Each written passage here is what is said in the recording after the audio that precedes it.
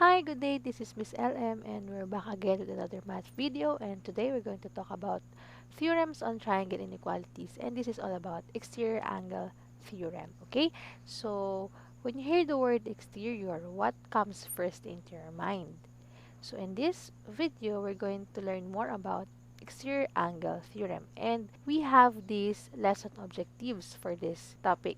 First, determine the measure of the other angle in a linear pair. So, ano nga ba ulit ang ibig sabihin ng linear pair? Define exterior angle and analyze the theorem about it, and solve problems using exterior angle theorem. So, let's begin with our first learning objective. So, let us determine the measure of the other angle in a linear pair. Remember that when we say linear pair, these are the adjacent angles that when add up can form a straight line. And when we have a straight line, the sum of their angles are always 180 degrees. So, linear pair are always supplementary. So, here we have 48 degrees and we're going to find the value of x. When we say supplementary, their total degree angle is 180 degrees. Now, to find the value of x, what we need to do is to subtract 48 from 180 degrees, and the answer is 132 degrees. Okay, so the value of x is 132 degrees. Kapag pinag-add natin yung 132 tsaka yung 48, ang sagot doon ay 180 degrees. So let's have another one here. Okay, so we have here this linear pair, 90 degrees. What will be the value of y? So 180 minus 90.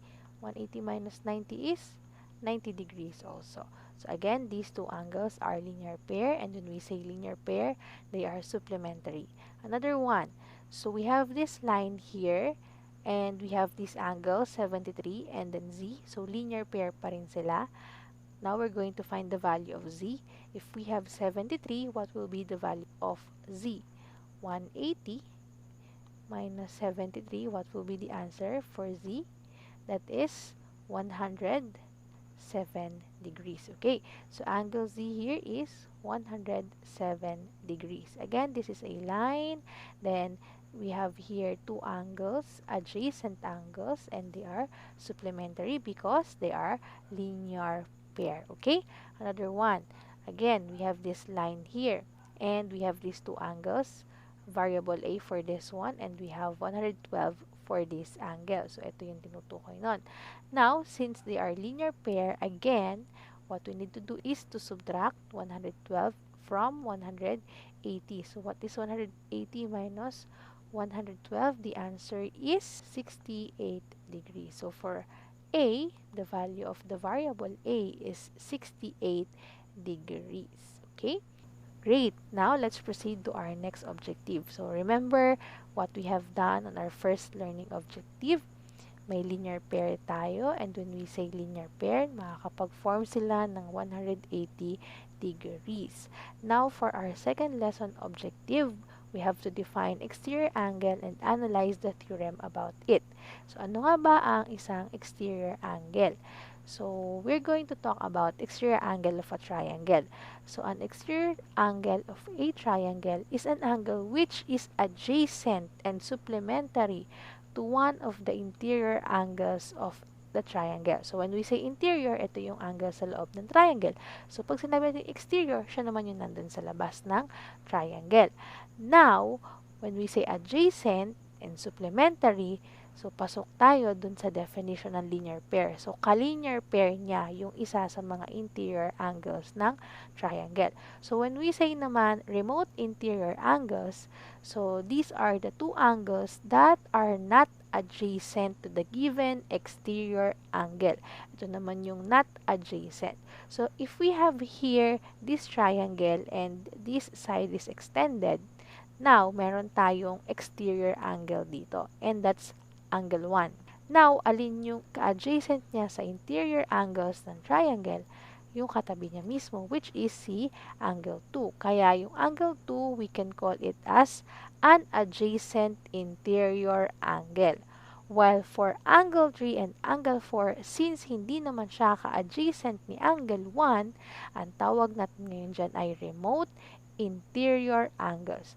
Angle 2, angle 3, and angle 4 are all interior angles. Kaya lang, since si angle 2 nga ang katabi ng exterior angle natin, so ang tawag natin sa kanya ay adjacent interior angles. And remember, since ito ay isang line, di po ba? Line yan. So, itong angle 1 and angle 2, sila yung bubuo dun sa adjacent and supplementary or tinatawag nating linear pair. That means, kapag pinag-add natin yung value ni angle 1 at ni angle 2, ang sum noon ay 180. Okay? So, now let's have some more information about exterior angles. So, we have this triangle and ayan, napansin nyo, extended yung mga sides niya. So, meron tayo ngayon dito ang tatlong exterior angles, right? So, 1, 2, and 3 are the exterior angles. Now, depende kung aling exterior angle ang pinag-uusapan natin bago natin masabi kung remote interior angle nga ba yung other angles or ka-adjacent niya. So, for example, we have here angle 1. So, si angle 1 muna. This one. Ayan. Exterior angle siya. Now, what are the remote interior angles of angle 1? Again, when we say remote interior angles, siya yung non-adjacent. Again, ito yung non-adjacent doon sa angle 1. Alin ba ang interior angles na hindi adjacent kay angle 1? So, those are, alin po yon? Alin ang remote interior angles ng angle 1? So, we have angle 4 and angle 5. Okay? So, itong dalawang interior angles na to ang hindi ka-adjacent ni angle 1. How about for angle 2? Again, sabi ko nga sa inyo kanina, depende sa tinitingnan nating exterior angle bago natin masabi kung alin ang kanyang remote interior angles. So, for this one, angle 2 naman ang tinatanong. So, we have this angle. Ayan, nasa labas siya ng triangle. So, exterior angle siya ng ating triangle. What are the remote interior angles of angle 2? Alin naman dito sa interior angles ang non-adjacent sa ating exterior angle, angle 2? So, alin ba yung hindi niya katabi? Those are angle 5 and angle 6. So, ito naman yung dalawa. And for the last exterior angle here, we have this angle. Ayan, angle 3. So, alin naman ang kanyang ka-remote interior angles? Again, remote interior angles are non-adjacent. So, alin ba dyan? We have angle 4 and angle 6. Okay. So, ano yung importante nating tandaan? So, kailangan nating tandaan at malaman kung anong part nga ba siya nung triangle. Exterior angle ba siya? Remote interior angles ba sila? Or the adjacent interior angle. Bakit kailangan malaman yung parts? Siyempre, meron tayong theorem na i-apply later on. Kaya dapat ngayon pa lang malinaw na sa inyo kung ano nga ba ang tawag sa part or sa angles na nabanggit. Again, depende po kung aling exterior angle ang tinutukoy, lalo na kung ganito at lahat ng sides ay may exterior angle. Okay? So, now let's proceed to this question naman. Angle 1 is an exterior angle. What is the adjacent interior angle of angle 1? So, kung kanina ang tinatanong ay remote interior angle, ngayon naman, ang tinatanong ay ang kanyang adjacent interior angle. So, yung katabi. Alin ba ang katabi sa loob ng triangle? For angle 1, we have angle 6. And for angle 2, alin ang kanyang adjacent interior angle? So, ito yung angle 2. Kaya, yung katabi niya is, we have angle 4. And then, for the last exterior angle, angle 3, alin ang kanyang ka-adjacent interior, yung katabi niya na nandun sa loob ng triangle? It's no other than angle 5. Again, so we have 3 types of angle now na pinag-uusapan ngayon dito sa topic na to. We have the exterior angles, the remote interior angles, those are the non-adjacent interior angles to an exterior angle. Then, the last one is the adjacent interior angle. So, ito namang adjacent interior angle is yung ka-adjacent na mismo or yung katabi na mismo nung tinutukoy na exterior angle. Importante po na malaman kung anong tawag sa mga angles na yon because, again, meron tayong theorem na pag-aaralan ngayon. Okay?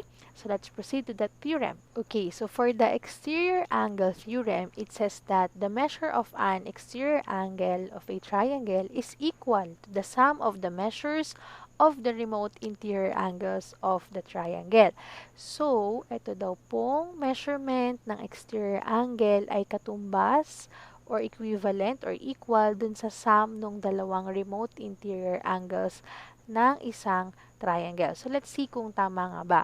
We have these angle measures for the interior angles. We have 64 degrees, 62 degrees, and 54 degrees. At ang sum ng interior angles na ito, palagi po yang, ano nga po ulit? 180 degrees.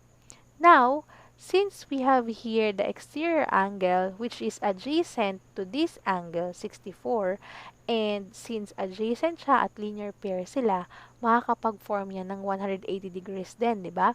So, ang gagawin natin to find the value of x, pwede tayong mag-minus ng 64 sa 180 since linear pair nga po sila. And 180 minus 64, the answer is 116. So, the value of x is 116, applying the property of the exterior angle itself na siya ay adjacent and supplementary to one of the interior angle of a triangle.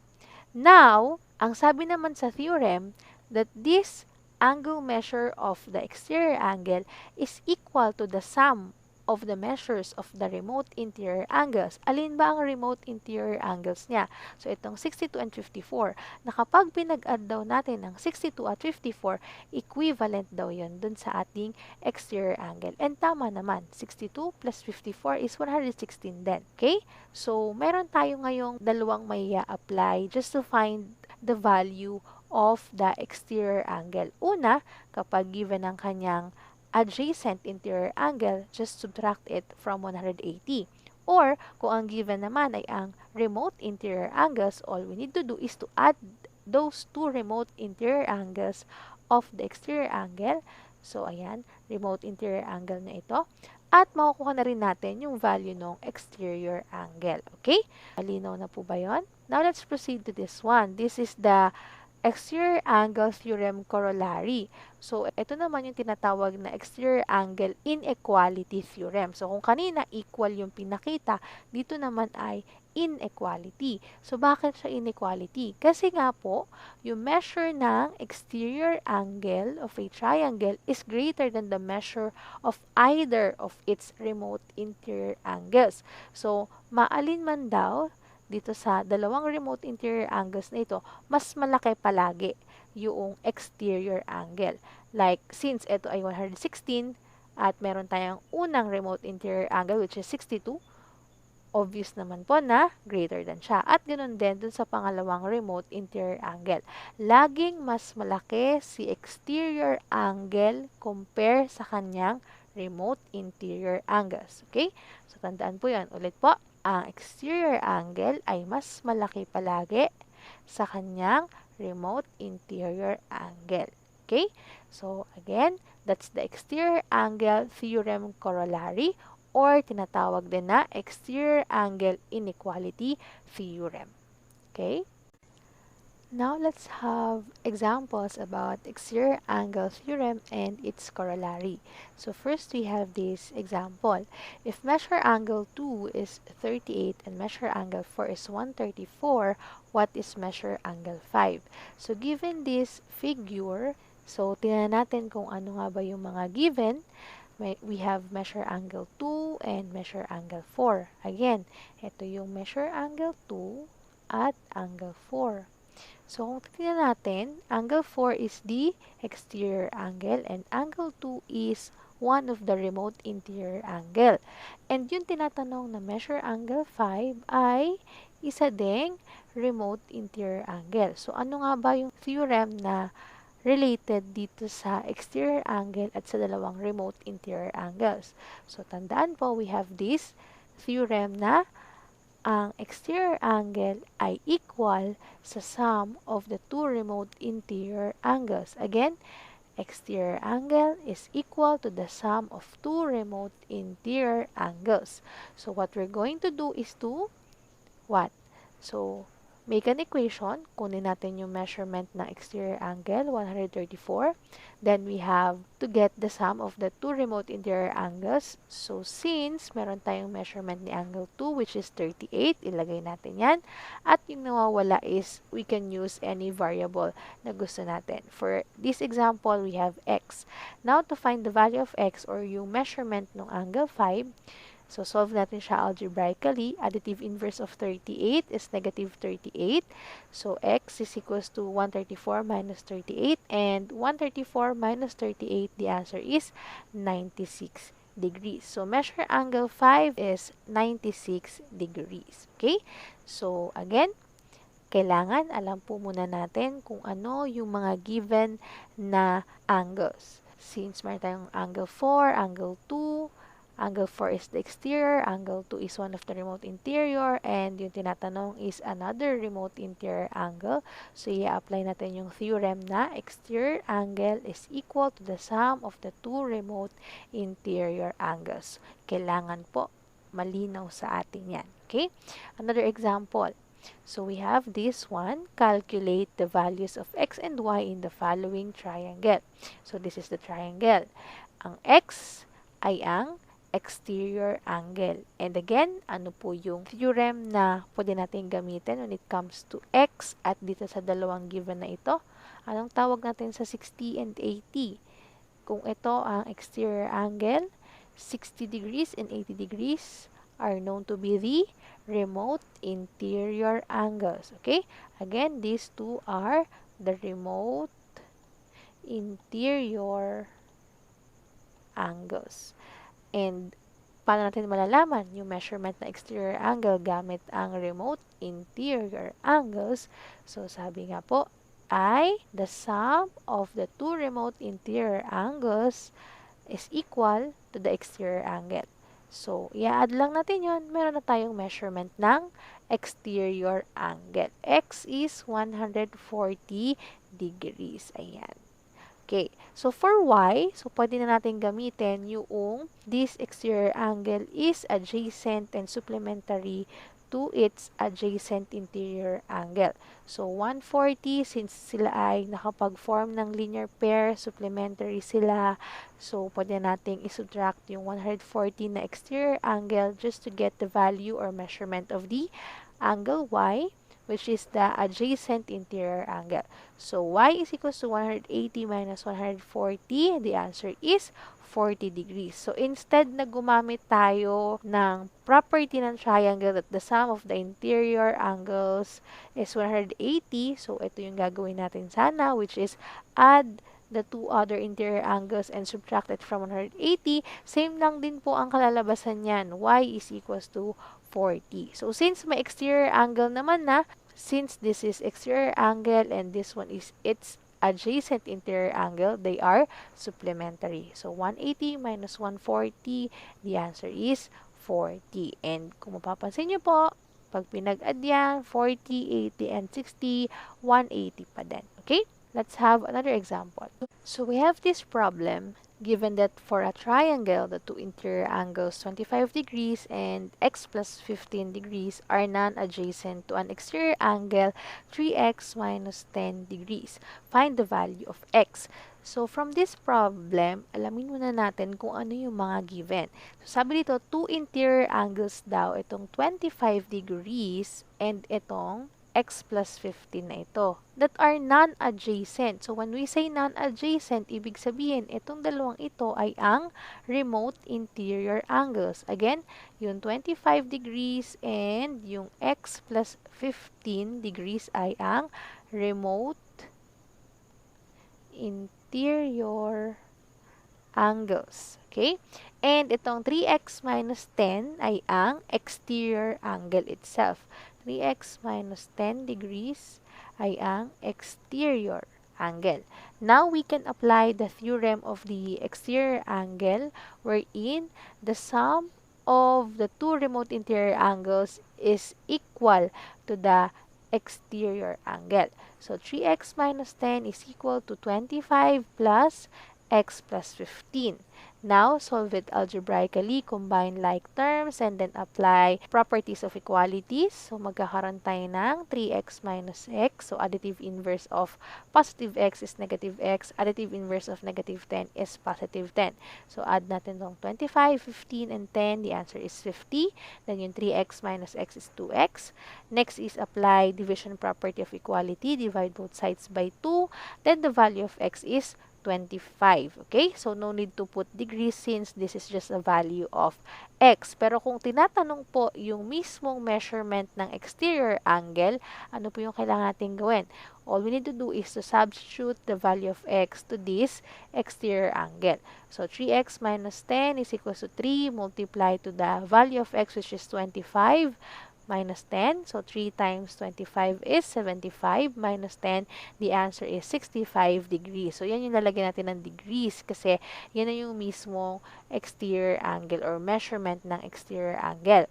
Now, for one of the remote interior angle which is x plus 15, para makuha yung value nun, ang gagawin po is to substitute the value of x which is 25 and 25 plus 15, the answer is 40 degrees. Okay? So, in figure form, ito siya. Again, yung 65 na nakuha natin ay exterior angle na. Then, ang adjacent interior angle niya, bakit naging 115? Kasi nga po, adjacent siya. 180 minus 65, the answer is 115. And then, we have the 25 degrees and then the 40 degrees na remote interior angles. Okay? So, saan nakuha yung adjacent interior angles? Again, dahil siya yung katabi ng ating exterior angle na 65, so we can just subtract 65 from 180, then the answer is 115 degrees. Okay? So, yun po yung reason kaya 115 degrees itong angle na to. Now, let's have another example here. So, sabi dito, the exterior angle of a triangle is 120 degrees. So, sinabi na agad na yung 120 degrees ay exterior angle. Find the value of x if the opposite non-adjacent interior angles are 4x plus 40 degrees and 60 degrees. So, ang pinapahanap ulit ay ang value ng x. At malinaw po na nasabi dyan na 120 degrees is the exterior angle and then itong dalawang ito, 4x plus 40 and 60 degrees are non-adjacent. Okay, so apply ulit natin yung ating theorem that the sum of the two remote interior angles is equal to the exterior angle. So, add lang natin itong dalawang remote interior angle, then equal na siya sa exterior angle. 4x plus 40 plus 60, magkakaroon tayo ng 100 dito, and then 4x. So, ang hanapan na lang natin ng additive inverse is itong positive 100, and that's negative 100. So, 120 minus 100 is 20. Equal siya sa 4x. Then, divide both sides by 4 para ma-eliminate natin yung numerical coefficient ni x. Matitira na lang ay x. X is equals to 5. So, the value of the variable x is 5. And to check if it's correct, all you need to do is to substitute it on the equation itself or dito sa isa sa remote interior angle. So, anong gagawin? 4 times 5 plus 40. So, that's 20 plus 40. So, 60 plus 60, which is the other remote interior angle. The answer is 120. And 120 po yung ating exterior angle. Okay? So, tandaan po yung theorem that the exterior angle is equal to the sum of the two remote interior angle. Okay? So, that's the exterior angle theorem itself. Okay? So, let's move to another example. Okay, so in this example, ang gagamitin naman nating theorem is the corollary or yung exterior angle inequality theorem. So, we are going to apply that and use the accompanying figure to answer with the correct relation symbol. So, when we say relation symbol, ang gagamitin po natin is greater than or less than. Okay? So, we have here, ano-ano yung angles natin? We have angle A, angle B, and then for angle C, since dalawa yung angles na makukuha natin dyan, we have to name it specifically BCD. So, itong ating exterior angle ay angle BCD or DCB. Okay? Now, the first question, angle BCD blank angle BAC. So, BAC is this angle. Ito siya. At ano bang tawag natin dito sa angle na ito? Since this is the exterior angle BCD is the exterior angle, and BAD is just a remote interior angle. So, remote interior angle siya. Kaya, ano ba yung sabi dun sa inequality theorem under the exterior angle? Sabi doon that the exterior angle is greater than the remote interior angle. So, greater than po yan. Okay? Another one, angle BCA. So, alin yung BCA? When we say BCA, ito naman yan. So, yan yung adjacent interior angle. Compared sa BCD, alin ba yung mas malaki? Tingnan po natin maigi yung figure. BCD is greater than BCA. So, that means we're going to use the less than symbol. Since naunang nabanggit si BCA, BCA is less than BCD. Now, for angle BCD again, BCD is the exterior angle compared kay ABC. So, yung ABC is this angle. Ayan. At yung angle na yan ay another remote interior angle. At ang sabi sa corollary or dun sa ating exterior angle inequality theorem, the exterior angle is greater than either of the two remote interior angles. So, greater than po ito. Then the last one, angle BCD. So, BCD is the exterior. And then ABC, so ang tinutukoy dun ay itong one of the remote interior angle. BAC is the another remote interior angle. Anong relation symbol ang gagamitin natin? Nandito ba siya sa greater than, less than, or equal? So, the correct answer is equal. Ano po? So, ang in-apply naman natin dito ay yung theorem itself na the sum of the two remote interior angle is equal to the exterior angle. Okay? So, these first three, ang in-apply natin ay ang corollary or the exterior angle inequality theorem. And then, for this one, yung equality, which is yung mismong theorem natin. So, now, let's proceed to our last and final lesson objective. So, I hope malinaw na sa inyo yung theorem and its corollary or yung inequality. So, dun sa theorem, ang nabanggit doon is that we have the adjacent interior angle to the exterior angle. So, when we say adjacent, sila ay supplementary, makakapag-form sila ng 180 degrees. And aside from that, nabanggit din sa theorem yung that the sum of the two remote interior angles is equal to the exterior angle. Pagdating naman sa inequality theorem under exterior angle, so sabi naman doon is that the exterior angle is greater than the remote interior angle. Okay? So, for our last and final lesson objective, so you are going to solve this on your notebook first, and then, again, do not forget to write your answer on the comment section, and let's see kung tama nga ba ang inyong mga sagot. So, you can pause this video every after each item, and then solve it on your notebook, and then let's see kung tama ang mga magiging sagot ninyo. So, this is for item number 1. So, we have 7y plus 6, 4y, and 116. Ang pinapahanap po is yung value ng y. Now, alin ba dyan ang exterior angle at alin ba dyan ang remote interior angles? And then, apply the theorem that the exterior angle is equal to the sum of the two remote interior angles. Okay? So, that's for number 1. Pinapahanap lang po ay ang value ng y. For number 2 and 3. Bakit 2 and 3? Kasi ang pinapahanap na dito ay yung measurement mismo ng angle NED. So, angle NED is the exterior angle. So, bago natin mahanap yan, kailangan muna natin ng value ng x.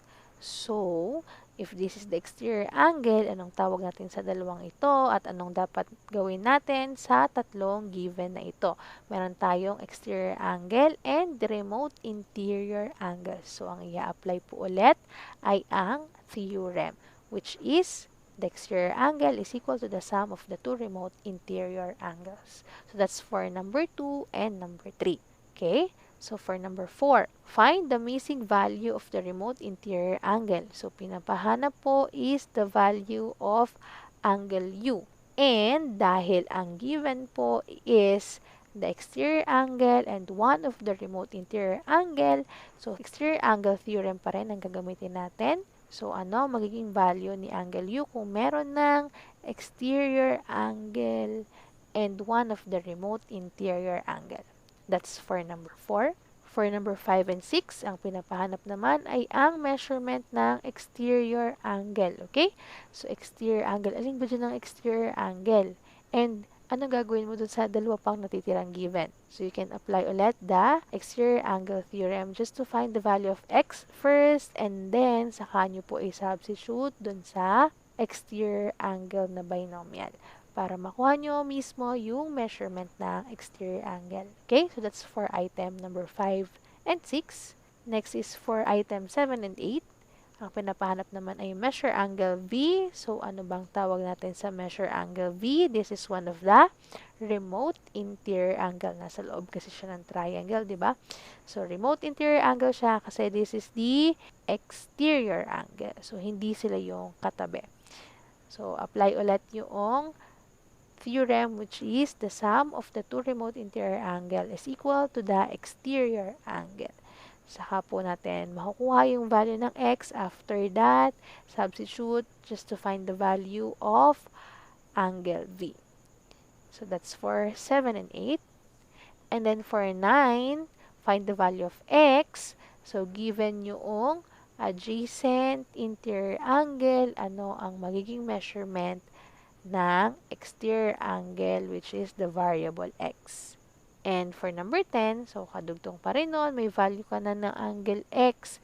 Ano naman kaya yung measurement ng angle y? So, pwede mo pong gamitin yung exterior angle theorem or yung property na mismo ng triangle wherein the sum of the interior angles is 180 degrees. So, kung saan ka mas nadalian, just to find the value of y.